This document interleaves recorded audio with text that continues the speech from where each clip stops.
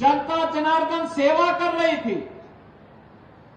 अलग विषय है कि कमाई पंडित रत्नाकर मिश्रा जी की भी हो रही थी। जब मैं आया मैंने कहा पंडित जी इस बार अभी आप गुफा में नहीं गए।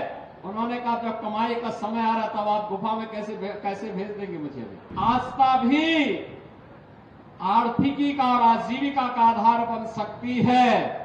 यह महाकुंभ ने इसका मार्ग प्रशस्त किया। और बहनों और भाइयों,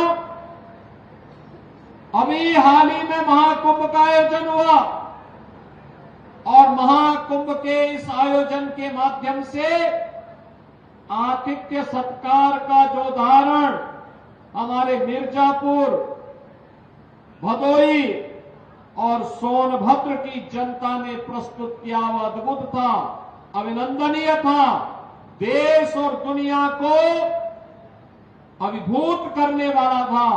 इसलिए महाकुंभ की सफलता में योगदान करने के लिए आप सभी के प्रति मैं हृदय से धन्यवाद ज्ञापित करने के लिए आज यहां मां विंध्यवासिनी के धाम में आया हूं।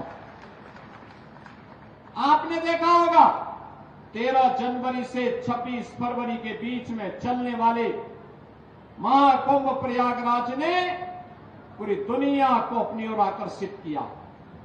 भारत की सनातन परंपरा के प्रति पूरी दुनिया के आकर्षण को उमड़ते हुए आपने देखा होगा और लगातार 1.5 महीने तक मां विंध्यवासिनी धाम में भी भीड़ का यही जमावड़ा बना रहा।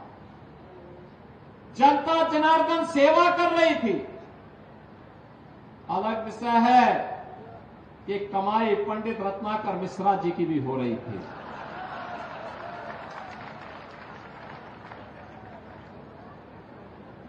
लेकिन वह भी भंडारा चला रहे थे।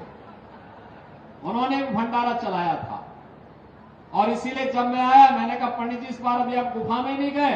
उन्होंने कहा जब कमाई का समय आ रहा तब आप गुफा में कैसे भेज देंगे मुझे अभी। ये तो जब ऑफ सीजन होगा तब गुफाओं में जाऊंगा। लेकिन बहनों और भाइयों, आस्था भी आर्थिकी का और आजीविका का आधार बन सकती है। यह महाकुंभ ने इसका मार्ग प्रशस्त किया और मैं आपको बधाई देता हूं। मां विंध्यवासिनी का ये कॉरिडोर विकसित होने के बाद लाखों लाख श्रद्धालु आ रहा है और श्रद्धा भाव के साथ दर्शन करके आप सबके प्रति धन्यवाद ज्ञापित करते हुए यहां मिर्जापुर की धरती से जाता है। अच्छे जनप्रतिनिधि आप चुनते हैं, कार्य भी अच्छे होते हैं, अच्छे कार्य होते हैं।